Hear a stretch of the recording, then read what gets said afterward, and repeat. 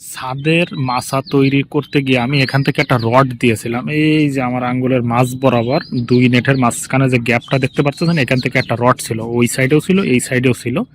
এই রডটা আমি গতকালকে কেটে ফেলেছি, গ্রাইন্ডিং মেশিন দিয়ে কেটে নামাই ফেলেছি, এই যে দেখা যাচ্ছে। আরও একটা রেখেছি অন্য সাইডে।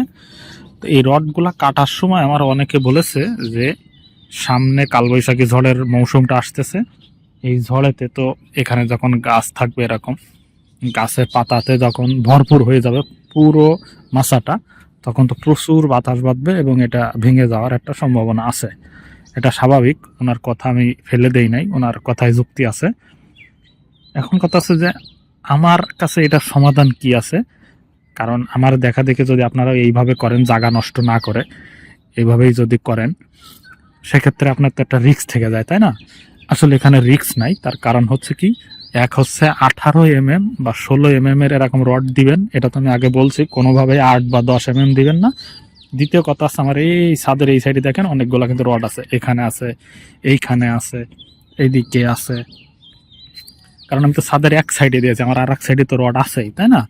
তো আমি কি করব, এই রডগুলার মাথাতে রশি বাঁধবো, এই রডগুলার মাথাতে রশি বাঁধে এখানে আমি টানা দিয়ে দিব, শুধু ঝড়ের মৌসুমটার সময়।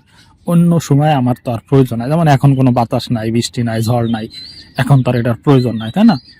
শুধুমাত্র ঝড়ের মৌসুমটাতে আমি এখানে টানাটা দিয়ে রাখবো, পরবর্তীতে আমি আবার খুলে ফেলবো, তাতে আমার চলাচল করতে সুবিধা হবে। এই ছাড়া আপনার আর কোনো চিন্তার এখানে কোনো কারণ নেই। সুতরাং আপনি এইভাবেই করুন।